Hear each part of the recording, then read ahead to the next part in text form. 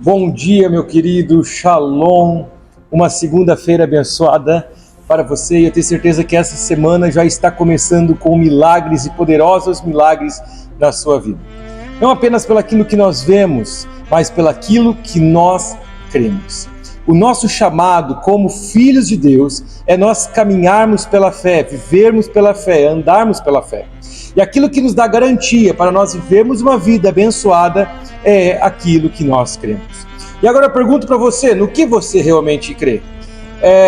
Conheço muitas pessoas que creem no seu milagre, que esperam no seu milagre, mas nós não cremos no milagre, nós cremos em Jesus. E Jesus, Ele é a porta, o caminho, e o caminho, o qual Jesus Ele nos proporciona vivermos uma vida de milagres. Aleluia, uma vida de milagres. Então, meu irmão, é muito forte quando nós compreendemos a dimensão do que é a fé. E Jesus, então, Ele vai falar para nós, essa semana vamos estar estudando esse texto, que está lá em Lucas, no capítulo 9, no versículo 23. Começamos uma série de mensagens aqui na Igreja Vida Nova, prosseguindo em carregar a cruz. E eu posso afirmar para você que a maioria das pessoas, elas têm uma certa apatia quando se fala de cruz. Porque a cruz remete sofrimento, a cruz remete renúncia, a cruz remete loucura. Mas eu digo algo certamente, meu querido. A cruz é sacrifício, a cruz é loucura, a cruz é renúncia, a cruz é morte, a cruz é perca para aqueles que estão mortos, que estão perdidos, que estão loucos, que não querem abrir mão da sua própria vida. Porque para nós a cruz não é loucura, para nós a cruz não é renúncia, e nem tampouco a cruz é sinal de derrota. Para nós a cruz é o poder de Deus, porque a maior manifestação do poder de Deus, ela foi manifesta naquela cruz. A palavra ela vai nos dizer que quando Jesus foi crucificado às 9 horas da manhã, houve escuridão em toda a terra. Amém? Toda a Judeia houve escuridão. Quando Jesus ele morre, o véu do templo é rasgado, as sepulturas dos santos elas são abertas. Agora eu questiono e digo isso para você, meu querido, se isso não é poder, eu não sei mais o que é poder. Amém? Então, meus queridos, a Bíblia vai dizer o seguinte para nós, lá em Lucas capítulo 23, Lucas 9, versículo 23, diz o seguinte: e dizia a todos, se alguém quiser vir após mim, negue-se a si mesmo, tome a sua cruz e me siga. Porque qualquer que quiser salvar a sua vida, perdê-la-á. Mas aquele que por amor de mim perder a sua vida, a salvará. Porque o que aproveita o homem granjear o mundo todo, perdendo-se ou prejudicando-se a si mesmo? Eu vou ficar hoje, nós vamos estudar hoje o versículo 24 e 25. Nos demais dias vamos voltar ao 23, vamos estudando então esse texto aqui, aquilo que o evangelista Lucas está falando conosco, mas essas palavras de Jesus elas são também reprisadas em outros evangelhos. Nos outros evangelhos também falam, quem quiser vir após mim, negue-se a si mesmo, toma a sua cruz e siga. E é muito importante isso que o Lucas está falando para nós aqui, porque qualquer que quiser salvar a sua vida, perdê-la, mas aquele que por amor de mim perder a sua vida, a salvará. Eu vou lhe dizer, como assim? Você deve estar se perguntando, pastor, Deus quer que eu perca a minha vida? Meu irmão, se nós não morrermos para nós mesmos, nós não somos dignos do reino dos céus. Se nós não matarmos e mortificarmos a nossa carne, crucificarmos a nossa carne, nós não somos dignos do reino dos céus. Qual é o maior ato de fé se não entregar a vida para Jesus? Há quase 20 anos atrás eu fui batizado nas águas. E eu estava convicto, sem crer em muita coisa da Bíblia, confesso, mas eu estava convicto de algo dentro de mim que gritava que eu tinha que entregar a minha vida a Jesus e ter uma experiência real com Jesus. Uma experiência real com Jesus Cristo. Então, meu irmão, a partir daquele dia, uma obra começou a acontecer dentro de mim.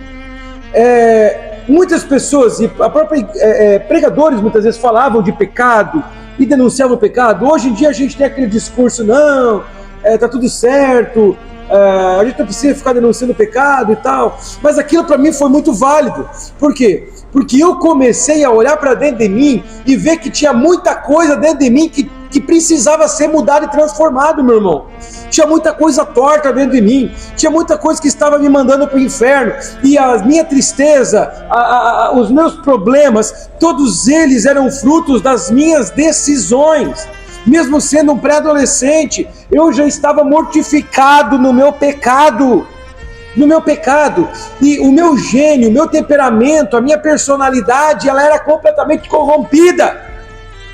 Até que então eu decidi morrer para mim mesmo, e eu comecei a viver uma vida de renúncia. Entenda algo, meu irmão, uma vida de renúncia, ela não apenas te liberta, mas ela te unge e te habilita. Por quê? Porque não existe unção e autoridade sem você morrer para você mesmo, sem você se tornar diferente do mundo. Aleluia! Isso é forte, irmãos. E não é uma palavra velha, isso é a palavra mais atualizada que existe. Somente uma vida mortificando a sua própria carne é capaz de fazer você viver os planos de Deus na sua vida. Aquelas pessoas que malham, né, na academia, existe aquele ditado, né, no pain, no gain, ou no gain, no pain, sem dor, sem ganho. Então, meu irmão, se não existir dor, não existe unção. Se não existir consagração, não existe autoridade, poder. Eu posso dizer para você que o diabo, ele tem poder, mas ele não tem autoridade. Porque tudo aquilo que nós declaramos em nome de Jesus é desfeito pelo diabo. Por quê? Porque Jesus disse, agora é-me dado todo o poder e toda a autoridade. Um prefeito de uma cidade tem poder, mas ele não tem autoridade. Porque a autoridade vem através do caráter. Claro, se o cara for homem de Deus, sim, né? Mas vem através do quê? Do caráter, do preço pago, da honestidade, da santidade. Paulo fala lá em 2 Coríntios, né, para nós aperfeiçoarmos a santidade. O que é isso? Então, é a graça de Deus na minha vida ampliar o conceito da própria santidade. Então, meu querido, você tem vivido isso? Nós não somos a geração que vai fazer o evangelho ser aceito, mas é a geração que vai fazer as pessoas mais improváveis aceitarem o evangelho. É isso. Eu não estou aqui para defender ou para divulgar o evangelho, para fazer o evangelho ser mais uma doutrina aceita. Hoje nós temos tantas doutrinas e filosofias no Brasil, de religiões afro, espiritismo e o próprio catolicismo, que tentam ser doutrinas aceitáveis. O evangelho não é aceitável. O evangelho, ele amarga assim no estômago como fel, mas ele é remédio que cura. O evangelho, querido, não precisa ser aceitável, mas ele é poderoso para quebrar corações e fazer os corações mais duros aceitar a mensagem do evangelho. Aleluia! Então, meu querido, o evangelho sim, para muitos será loucura, mas que não seja loucura para nós que somos salvos. Porque você que é salvo, o evangelho não pode ser loucura, a cruz não pode ser loucura, a cruz deve ser poder de Deus, a cruz deve ser sabedoria de Deus. Nós não podemos explicar as coisas tudo por ótica natural, meu irmão. E Paulo dizia sobre isso, e hoje a gente diz, não, a ferida na alma, ela vem por causa disso, porque o cérebro humano tem isso, aquilo. Não se explica a ferida na alma com isso é heresia. Por que heresia? Porque nós não podemos interpretar as coisas espirituais pelas carnais, mas temos que explicar as coisas carnais pelas espirituais. Não ache motivo para tudo. Ache revelação para tudo. Essa é a palavra que Deus tem para você.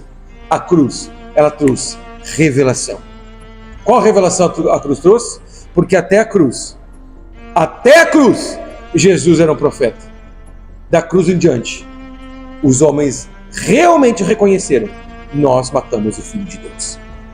A cruz traz revelação de quem Jesus é. E é impossível alguém passar pela cruz e não receber uma revelação da personalidade de Jesus Cristo. E eu profetizo que o teu dia de hoje e a tua semana seja uma semana de revelação. Amém? Deus te abençoe. Fique com Deus. Uma poderosa semana em nome de Jesus.